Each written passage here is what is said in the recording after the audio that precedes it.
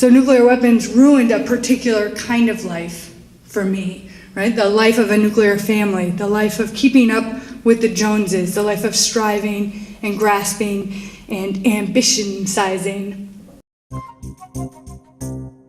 Hello, my name is Stanley Heller. Welcome to The Struggle.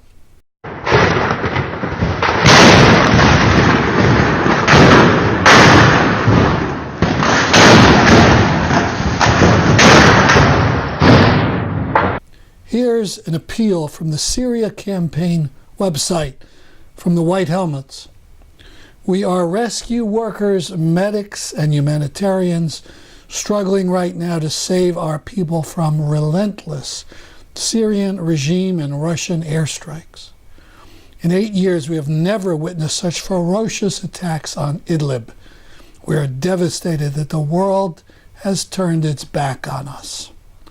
We fear that the full-scale military assault we have been dreading has begun. In the past 12 days alone, 122 civilians have been killed, 22 of them children.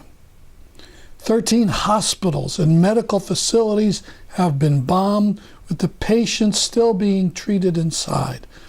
On Sunday, 3 hospitals were destroyed in the space of just 3 hours. Kafr Surgical Hospital alone was bombed 4 times, with only 3 to 5 minutes between each airstrike. Injured and sick, our patients had to run for their lives, some of them with their IVs still attached. Already, one white helmet volunteer has died in a double tap strike when an airplane bombed the house and then circled back to bomb the people that had gathered to help. Separately, one of the White Helmets' main warehouses was targeted, and dozens of ambulances as well as excavation vehicles used to lift people out of the rubble were destroyed. We feel responsible for the communities we serve, and increasingly helpless with every blow to our capacity to save lives. The next section might be too disturbing for some people to view. It shows the aftermath of a Russian or Assad bombing. An injured man covered in rubble asks about his friends and tells the rescue workers to go after him instead. It lasts about 15 seconds. ما في كل شيء طول بالك ليك وين اجى الدفاع اجى الدفاع ان شاء الله شوف لي مصطفى بن عمي ان شاء الله يا مصطفى عم تسمعنا يا مصطفى يا مصطفى عم تسمعنا هلا على قاعد بحكينا لا يموت ان شاء الله لا هو بخير هو بخير طول بالك هو بخير وانتم بخير طول بالكم يا شباب مشان الله يا شباب. Now 2 Syrians from Idlib speak. This is another effort from the Syrian American Council. The council is trying to organize people to get 100 members of Congress to make a statement. More at sascouncil.com. A few days ago, Trump sent a carrier group and B-52 bombers in response to a no doubt made-up threat from Iran. His advisors and, of course, Netanyahu have been itching for an attack. It would, of course, be completely wrong and cause multiple disasters.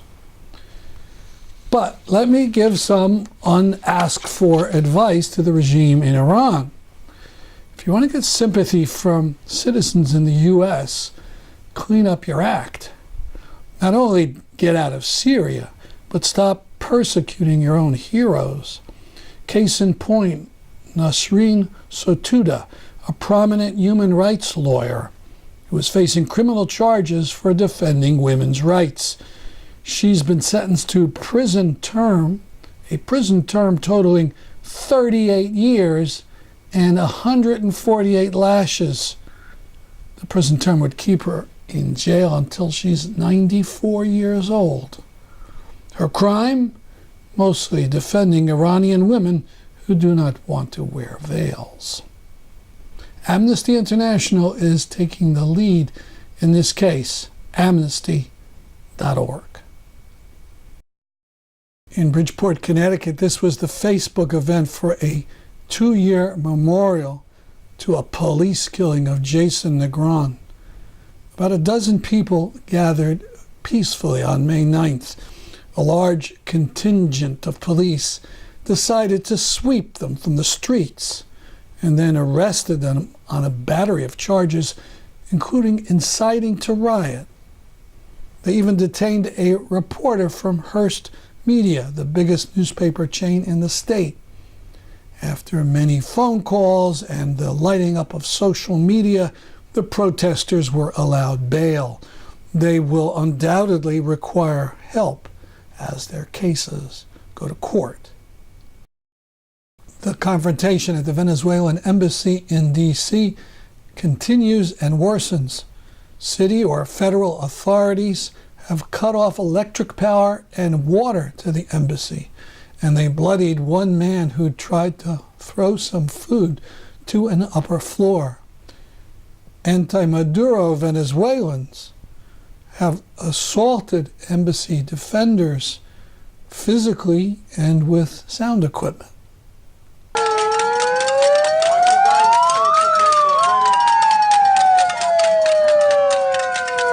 Okay, so you've just seen part of the aggression that we have been dealing with all week long. It's taking off the electricity for the people inside. It's cutting off their food and their medicines and any other vital supplies. We have elderly people in there. We have people with disabilities inside. This is like a state of siege. And I am really amazed that the Secret Service is not protecting us, that the D.C. government is not doing anything about this gross violation of the citizens of D.C. who are inside and outside. Y lo voy a decir en español también.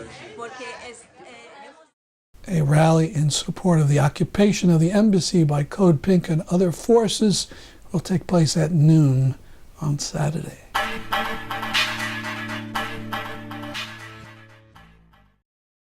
And now the conclusion of Frieda Berrigan's Schaefer lecture that she gave on behalf of promoting enduring peace.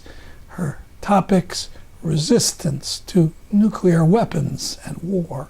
And I was grateful around that time to find the War Resisters League as a young adult and start working with them. And I always thought of it as a sort of like, not that I was like a Wall Street trader or anything, but that just the idea of being able to make a living doing this kind of work.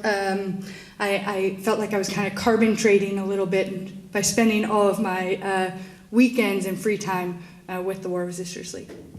So at that time, I know all about depleted uranium, right? The radioactive byproduct that's being used as a covering and sometimes also a ballast inside of munitions to give them armor-busting capabilities. And I know all about the way in which that diffuses and particularizes and goes throughout the environment.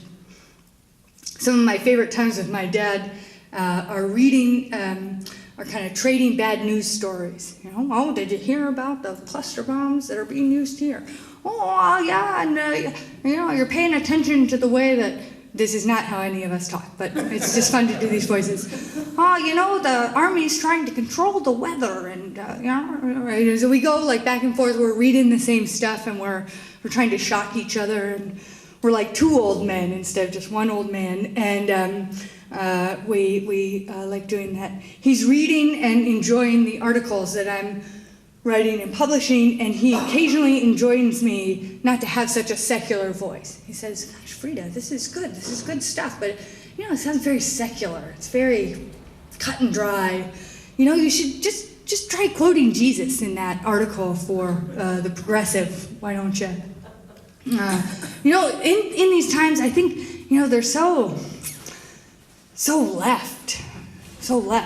And, you know, Gandhi, put a little Gandhi quote into that article. I'm like, that's okay. I wanted to get published, Dad. I need that $75 that they're going to send me. But you know, as we're talking all about depleted uranium, and I can kind of read the signs, right? Like, what's going on? How come my dad's so interested in this? How come all of our conversations are kind of, you know, coalescing around DU? And I take the train down from New York, and I ask him not to do the action. I say, please don't do this. You're kind of getting a little old. And so I did not offer to take his place. He did not ask me to. And we kind of, you know, it was a really lovely conversation in the end. He wrote in a statement before the action, and he could have been talking to me. I'm 76 years old, a married Catholic priest with 35 years of resistance to empire's wars, 9 years of imprisonment, numberless arrests, surveillance and dirty tricks from the FBI, and enter my friends, sometimes brusquely. Hey dads, give it up to the young pups, it's rocking chair time. But, I cannot forget the dying children of Iraq, the 2 million Iraqis dead from our war, sanctions, and depleted uranium. I cannot forget my country's war psychosis, its obsession with better tools for killing, its mammoth war chest, its think tanks, and war labs.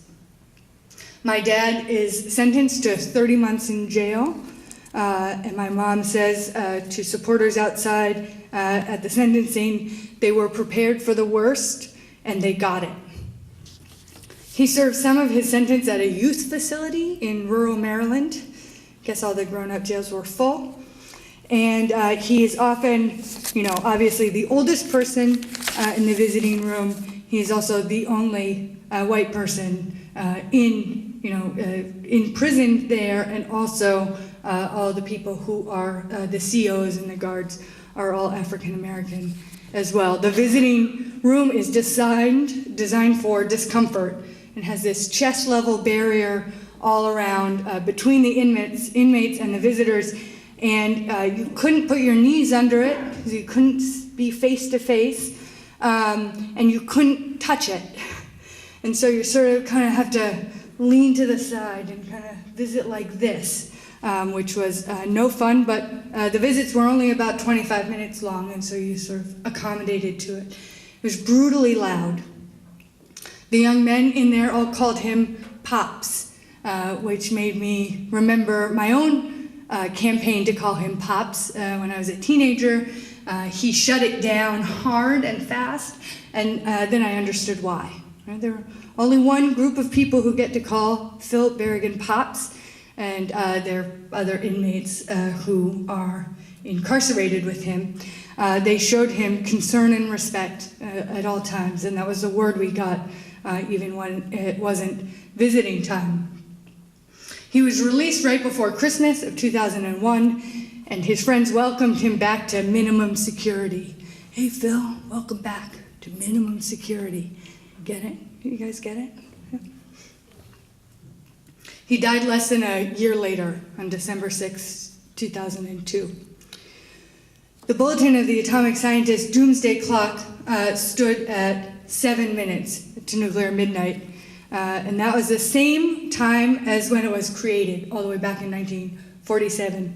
In the wake of September 11th, 2001, the scientists wrote, "Moving the clock's hands at this time reflects our growing concern that the international community has hit the snooze button instead of responding to the alarm." There are more than 31,000 nuclear weapons still maintained by the 8 known nuclear powers. I think at that point, North Korea might not have been a known nuclear power. A decrease of only 3,000, since 1998.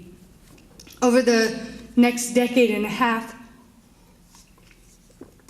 our mom continues to live in the community that she formed with my dad and others, continues to bear witness at the Pentagon, the White House, other sites of power. She keeps animals, this is since my father died, goats, llamas, donkeys, even a sheep.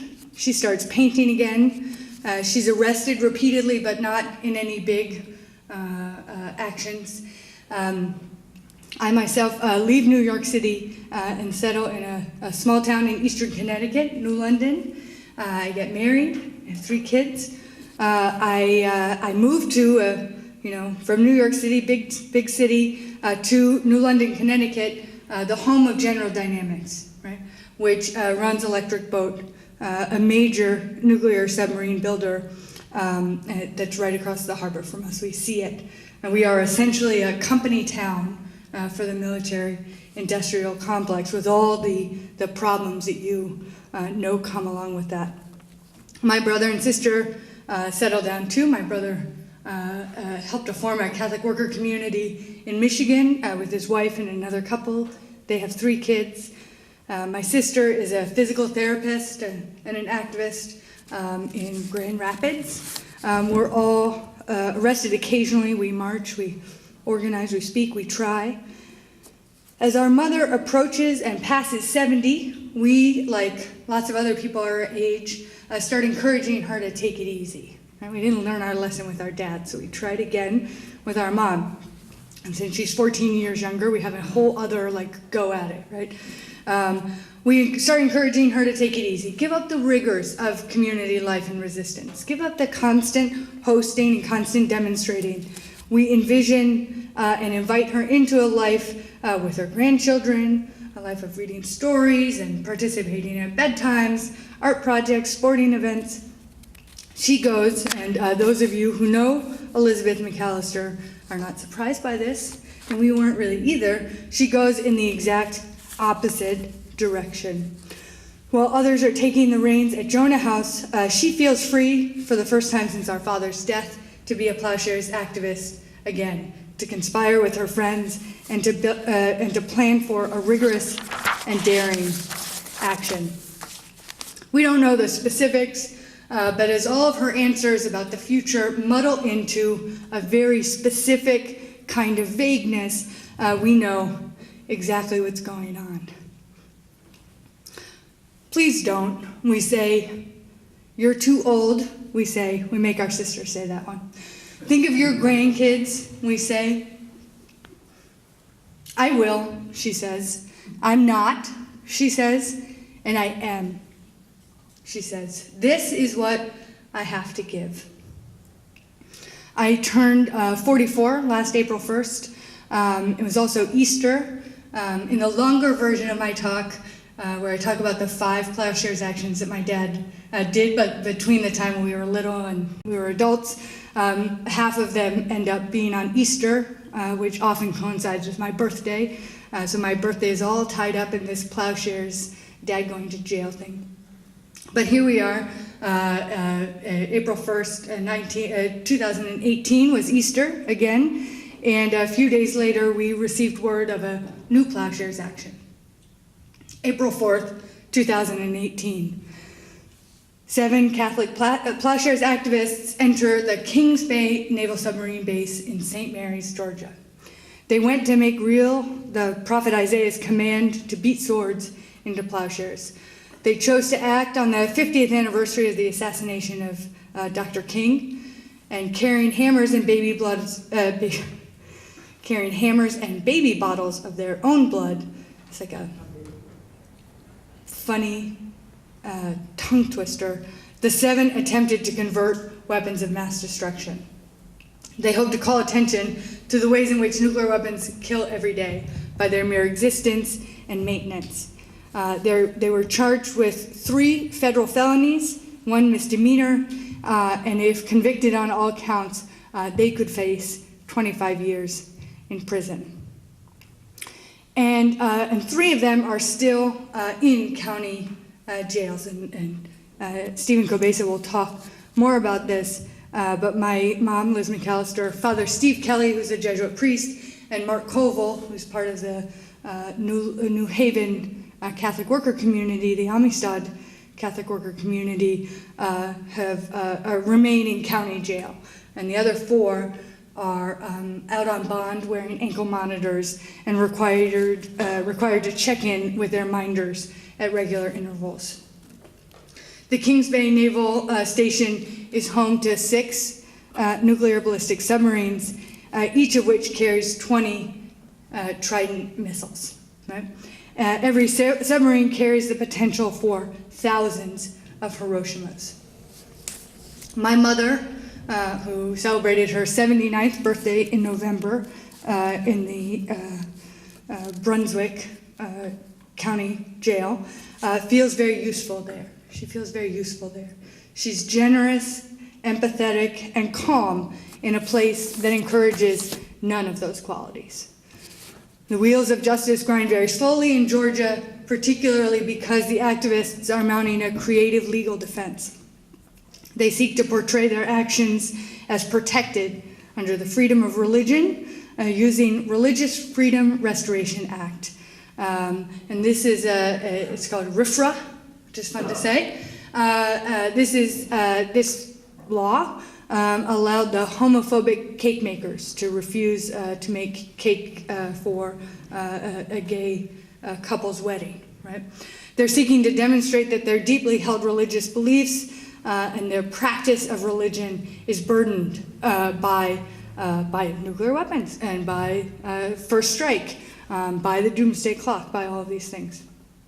So please keep them in thought and prayer. And Stephen Cabeza has can share some specific ways that you can be helpful in supporting and drawing attention to their case. Just a few months before they acted, the Bulletin of the Atomic Scientists moved the clock again, and this time we're 2 minutes to nuclear midnight.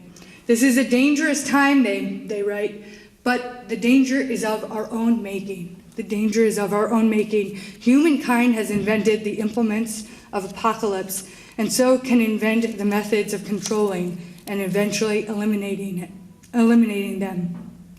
The clock has never been closer to nuclear midnight in my lifetime. In fact, it's the closest it's been since 1953. All that work, all of this sacrifice, and the clock keeps moving closer to midnight. Their action and extended incarceration pretrial comes as nuclear conflagration seems more likely, and nuclear weapons do not even rate on the list of top 10 fears that Americans are questioned about every year. I would love to kind of do this poll. By the way, 1,900 people polled about what they're most fearful about.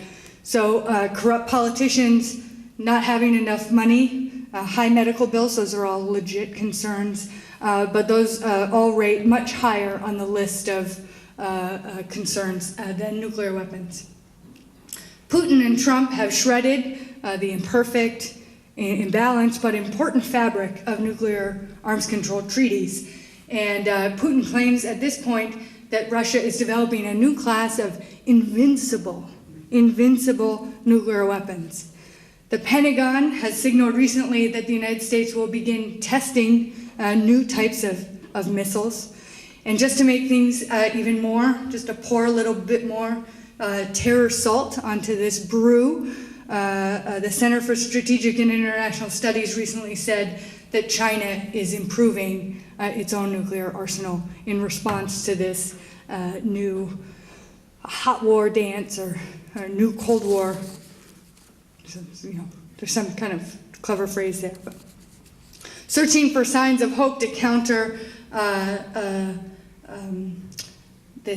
looking for a bulwark against these mounting fears, I hold close the work of the international campaign to abolish nuclear weapons and the work that the ban is doing here in this country. Right? I draw hope from that movement and from this new international consensus developing outside of official institutions, outside of all of these compromised and ineffective institutions. We need all the hope we can get. So, in conclusions, nuclear weapons ruined my life, but not in the way that you might think. Not in the way that you might think. I actually went up into the attic and looked through all my old journals from high school and college, preparing for this talk, and I was looking for hard evidence of my sadness and ennui, my angst around all of these comings and goings, these leavings off to prison. All my birthdays ruined, I tell you. And I didn't find it. Right? I talk about all of these episodes in my journals, but I am not, in the moment, I am not devastated by it, right? I am not mourning and bemoaning all of this. So nuclear weapons ruined a particular kind of life for me, right? The life of a nuclear family, the life of keeping up with the Joneses, the life of striving and grasping and ambition-sizing, a life of individual achievement. You heard it here first, folks. Achievement. So ruined all of that, wiped all of that away, and I'm extremely grateful for that. And yet, nuclear weapons, and as I said at the beginning, the Doomsday Clock are just sort of tick-tocking through everything. They're present in all of my major relationships. Every goodbye and hello is freighted with a small frisson of uncertainty, and that has been the case since I was a small child. Nuclear weapons have shaped how I think about time. Right? Jonathan Schell wrote that incredible book, A Gift of Time. We were given the gift of time at the end of the Cold War, that we, at least we in the West and the North, managed to emerge somewhat unscathed and had been given the gift of time. And I think now, well, what have we done with this gift of time since the end of the Cold War all those years ago? So nuclear weapons have caused me to honor and treasure the present. They've made the future provisional and muted and not to be taken for granted. I try and be present to the present and to hold the future loosely. Hold the future loosely, but with hope. Nuclear weapons ruined my life, and I wouldn't have it any other way. In fact, I hope they're ruining your life too, because that's the only way. It's the only way we're going to get rid of them. Thank you.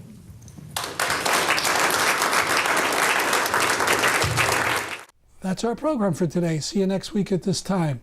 I'm Stanley Heller for The Struggle.